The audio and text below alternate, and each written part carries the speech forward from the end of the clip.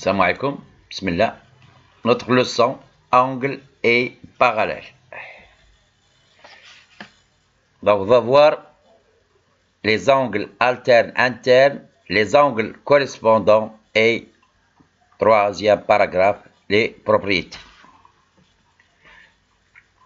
On a vu dans le paragraphe précédent que trois droites, l'une d'entre eux est une séquente, ils forment des angles de différents genres. Ici, on va prendre, pour faciliter les tâches, on va prendre les droites D1 et D2 qui sont parallèles. Et la séquente delta qui coupe la droite D1 en A et coupe la droite D2 en B. Donc ici, au point A, je vois il y a 4 angles. 1, 2, 3, 4, sans compter les autres angles. Ce qui les intéresse, ce sont ces 4 angles autour du point A et les 4 angles autour du point B. Bon, d'abord, la droite delta, dans le plan, il constitue deux zones, zone à gauche et zone à droite. Ou bien une zone au-dessous et une zone au-dessus, ça dépend. Bon, on va voir ces deux angles qui sont colorés en jaune. D'abord, premier angle en jaune ici, EAB, elle est au-dessous de la séquence delta. Ou bien dans la zone gauche de delta. Tandis que l'angle jaune NBA, c'est dans la zone au-dessus de delta ou bien dans la zone droite de delta. Donc c'est pour cela qu'on dit qu'ils sont alternes. Alternes de part et d'autre de la séquence delta. Première chose. Donc ça vient le mot alterne. Les droites D1 et D2, ils forment une base à l'intérieur. Et ces deux angles jaunes, ils sont à l'intérieur. C'est pour ça qu'il dit qu'ils sont internes. Donc, en regroupant tous les termes, donc ces deux angles jaunes, ils sont des angles alternes internes. Est-ce que vous voyez d'autres angles alternes internes ici? Oui, bien sûr. Donc, j'aurai l'angle MAB et l'angle KBA. Donc, ils sont aussi deux angles alternes internes. Il n'y en a pas d'autres. On va voir autre chose. Regardons bien les angles maintenant en bleu. Ils sont au-dessus de la séquence delta, dans la même zone. Mais cet angle MAF, il est à l'extérieur de la zone qui est formée par D1 et D2. Et l'angle NBA, il est à l'intérieur de la zone qui est formée par D1 et D2. Et donc, ces deux angles, on les appelle des angles correspondants. Bien. Est-ce qu'il y a d'autres angles correspondants? Bien sûr. Bon, on va prendre MAB. Je prends une autre couleur.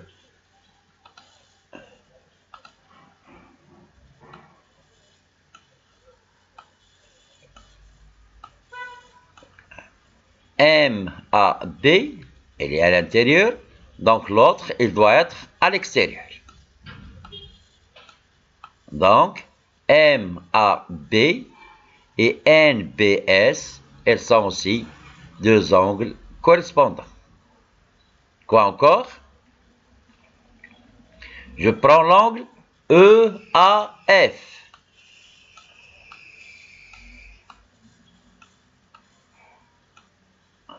Comme remarque, l'angle EAF et l'angle BAM, ils sont opposés par le sommet.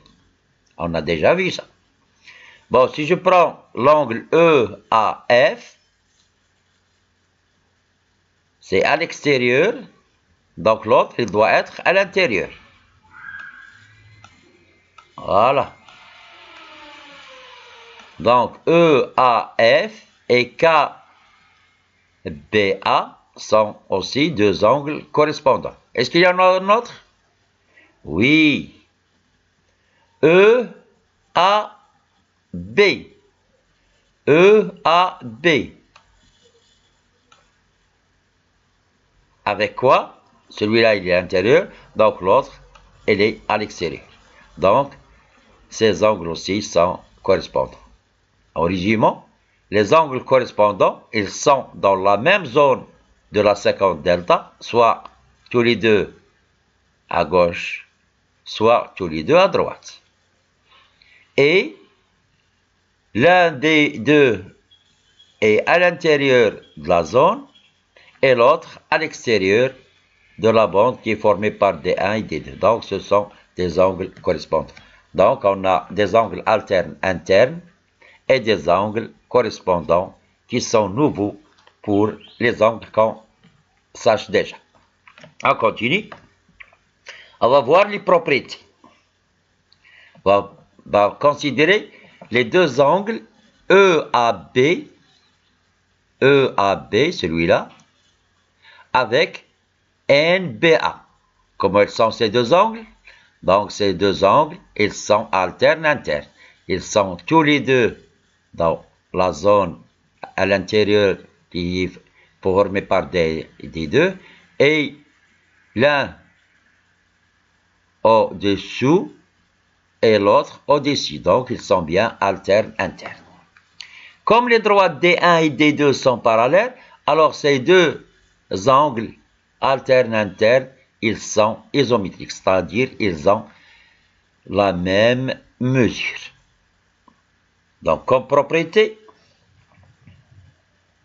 si deux droites sont parallèles, alors ils déterminent avec chaque séquence des angles alternes internes isométriques. Isométriques, ça signifie qu'ils ont la même mesure. Donc, ici, les angles qui sont alternes internes, EAB, celui-là, je prends le jaune,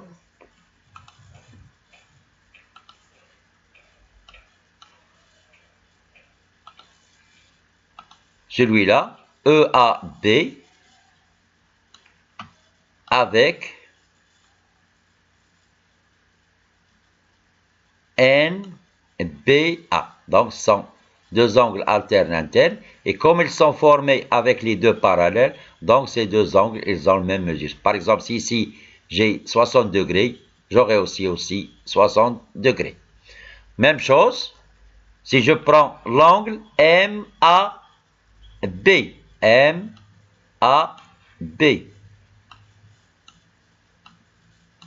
MAB, quel est l'angle qui alterne interne avec lui? C'est KBA.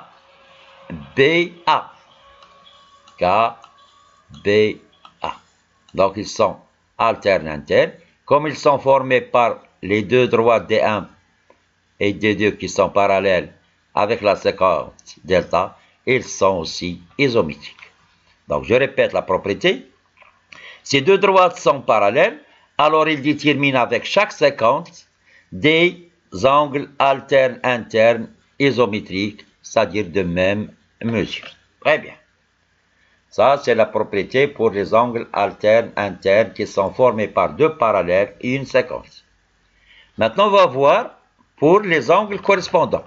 Même chose, on prend les droites D1 et D2 qui sont parallèles, la séquence delta, Donc, ils forment ici des angles correspondants. Les angles correspondants ici, MAF, je prends la couleur, MAF, celui-là, avec NBA, celui-là. Donc, ces deux angles correspondants sont aussi isométriques parce que les droites D1 et D2 sont parallèles. Donc, ils sont formés par la séquence delta et les deux parallèles. Donc, ils sont isométriques. Même chose si je prends d'autres angles correspondants, par exemple celui-là et celui-là. Ils sont aussi correspondants. Donc, je rappelle, les angles correspondants, ils doivent être de la même zone pour la séquence delta et l'un d'eux à l'extérieur et l'autre à l'extérieur. Pardon, l'un d'eux à l'extérieur et l'autre à l'intérieur. Donc, ils sont correspondants et ils sont isométriques. Donc, on a D1 est parallèle à D2 et delta est une séquence commune. Les deux angles correspondants MAF et NBA sont isométriques. Donc, MAF est égal à la mesure de l'angle MAF est égal à la mesure de NBA. C'est-à-dire, dans le propriété 2, si deux droites sont parallèles, alors ils déterminent avec chaque séquence des angles correspondants isométriques. Isométriques, on a déjà dit, c'est qu'ils ont la même mesure. Donc, résumons, si on a deux droites parallèles, alors ils déterminent avec chaque séquence soit des angles alternes internes isométriques, soit des angles correspondants isométriques. On va maintenant voir la réciproque. Que ça signifie la réciproque? C'est-à-dire on ne sait pas si les droites D1 et D2 ils sont parallèles. Tout ce qu'on sait, que ces deux angles alternes internes, ils sont isométriques. Ils ont la même mesure. Cet angle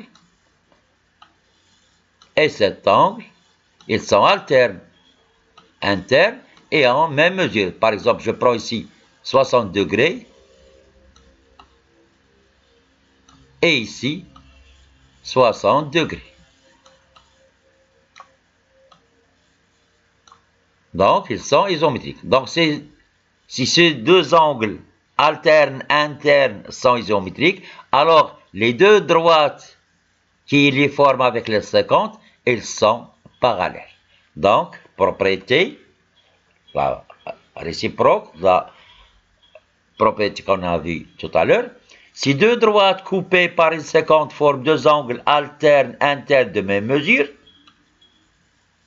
alors ces droites, elles sont parallèles. On peut affirmer aussi, même chose pour les angles correspondants. On ne sait pas maintenant si les droites D1 et D2, on ne sait pas s'ils sont parallèles, mais la propriété réciproque, il nous confirme que D1 et D2 sont bien parallèles. Donc on a ici deux angles correspondants et qui sont isométriques.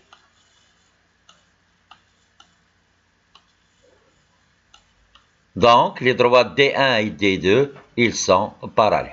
Donc, propriété 2, si deux droites coupées par une séquence forment deux angles correspondants de même mesure, alors les droites qu'ils sont ici D1 et D2, elles sont parallèles. Bon, notre cours presque terminé. Il nous reste des applications. Je vous souhaite bonne chance, bon rétablissement et à bientôt, Inch'Allah.